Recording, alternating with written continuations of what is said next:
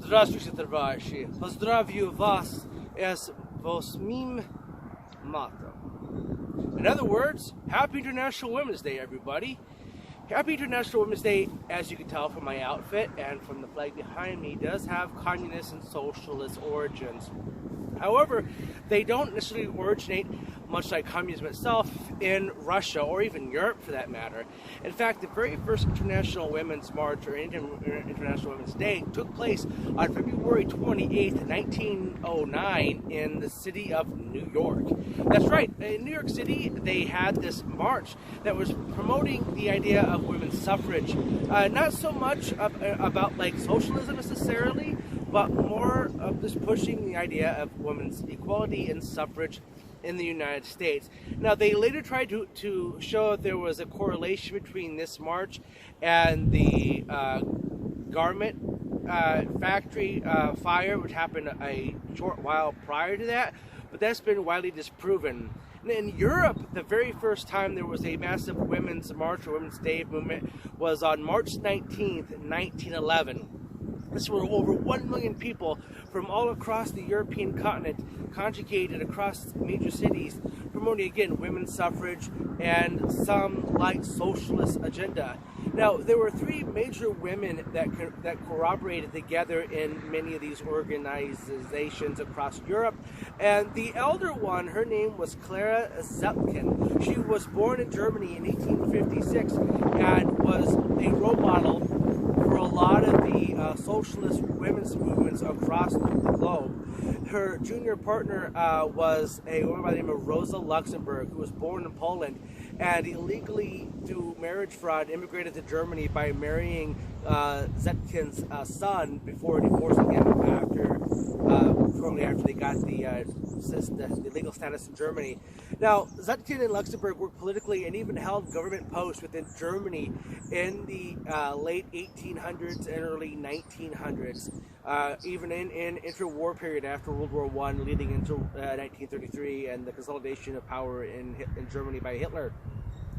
But the one who had the largest impact on International Women's Day and what we know now as the 8th of March was a woman by the name of Alexandria Nikolaevna Kollontai.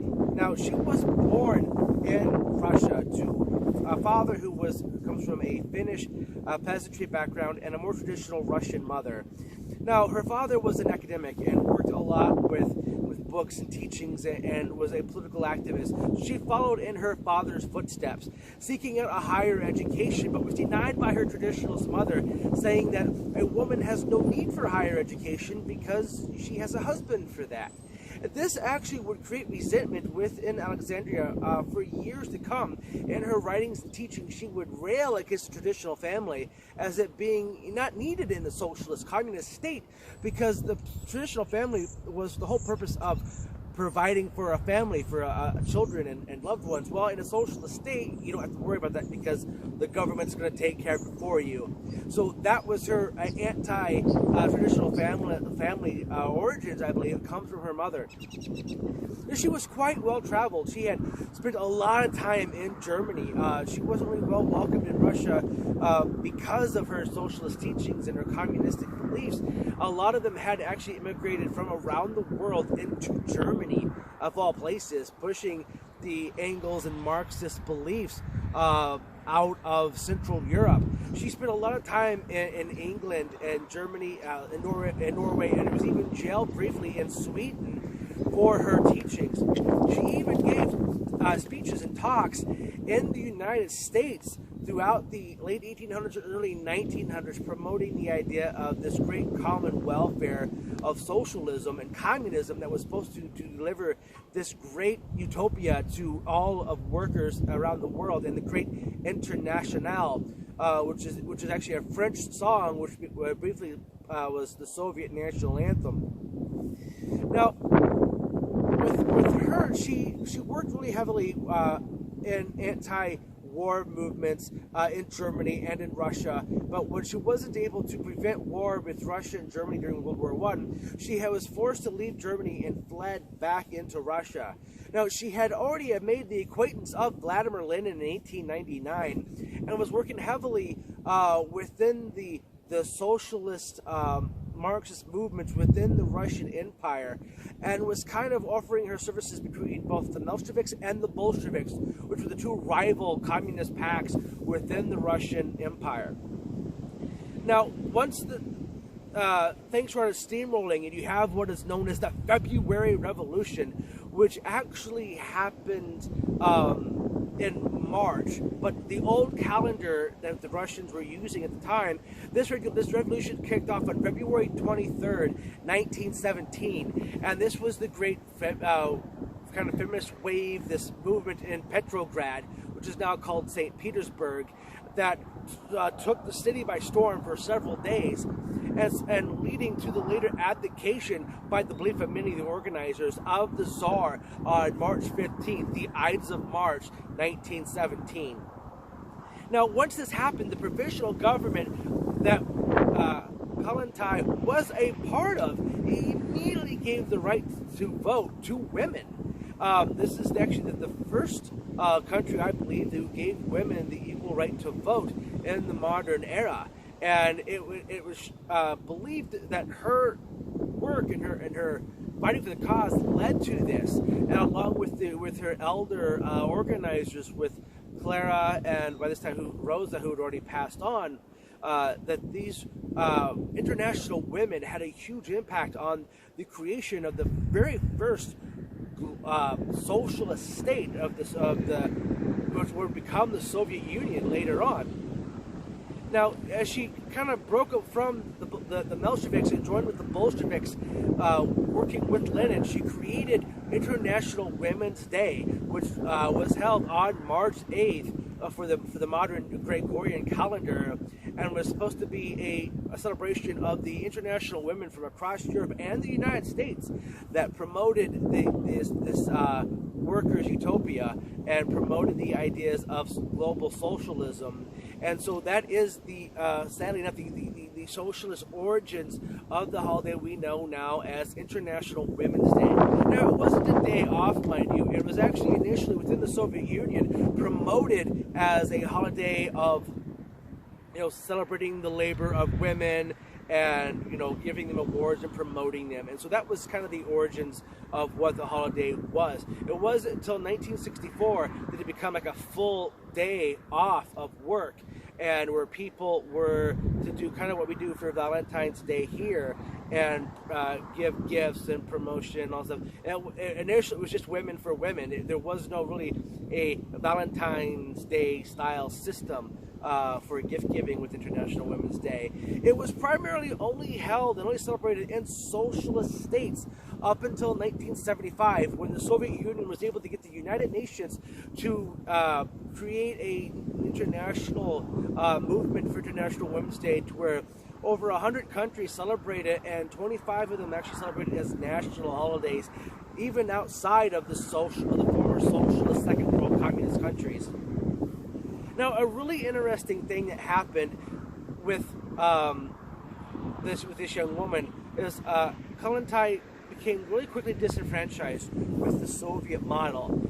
In fact, she even wrote on January 25th, 1921, just prior to the birth of the Soviet Union as a state itself, within its own name right, about some of the things that she was concerned about. She found out that within Lenin's communist government, that they did not have freedom of the press, freedom of speech, freedom of assembly, and not enough workers were actually on these Soviet councils, which were guidance councils of advice for the different cities and the different parts of the government. And she found that too many people were being persecuted and prosecuted and arrested even, and her along with several of her lovers created an offshoot away from the Communist Party, pushing for more of a workers' rights, a workers' participation, because she found that too many academics and too many intellectuals, not as many laborers, were actually participating in these Soviets that were promoting and promoting the idea of how the government was going to run. Many of the people that were in this breakoff group were killed and executed. She was spared, mind you, because of her close relations with Lenin himself, but found herself being placed in government administrative exile, which means she wasn't necessarily, excommunicated from the party, mind you, but she was given a kick upstairs. For a lot of people who know what that term means, is that they promoted out of ability to have any influence, but still kept, prestige and rank and title. She retired as the ambassador to, I believe it was Sweden, but she spent most of her time in Norway and Sweden as part of the diplomatic relations with Norway and Sweden. Even after World War II, she found herself at odds with Stalinism and complained to a friend in confidence that she was not able to actually voice her own thoughts and her own will because of what had become of the socialist Soviet state and communism as a whole. And I believe that, with a lot of these people who push for these beliefs, they have such a great admiration for what they could possibly achieve. The major problem with all of these ideas, especially ones involving socialism, is that they are never really properly realized. Many people fought for this under this flag against Nazism, defeated one of the greatest evils in human history. Now, a lot of those soldiers weren't really even communists, but this is the country and this is the nation that they fought. They fought as a brotherhood. It wasn't for communism. They fought because they didn't want to be exterminated by the Germans either. But it was also this flag that murdered millions for the sake of communism, and communism globally has murdered millions, many of them women.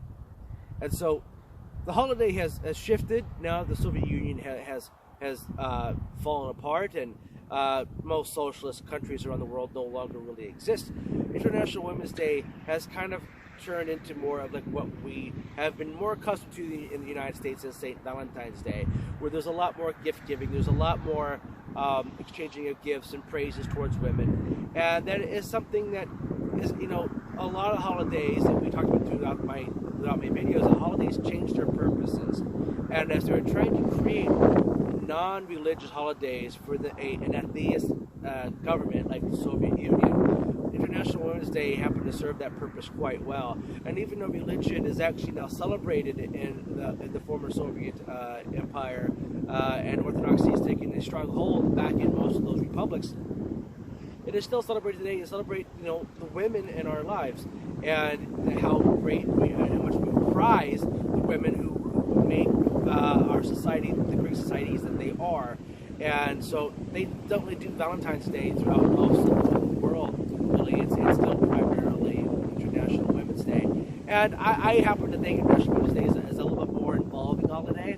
It's not just towards your immediate loved ones. It's to your teachers, to your mother, your grandmother, to women that you work with. It was just encompassing all women, not just, ones you have a romantic involvement in. And that's actually what I really enjoy about International Women's Day. It's just it gives me an excuse to be abnormally this nice to women, just because I can get away with it with things saying nice things. I know I appreciate you. I'm glad that I have get to work with you and different things. It's something that I've always enjoyed doing because I just like being nice to people.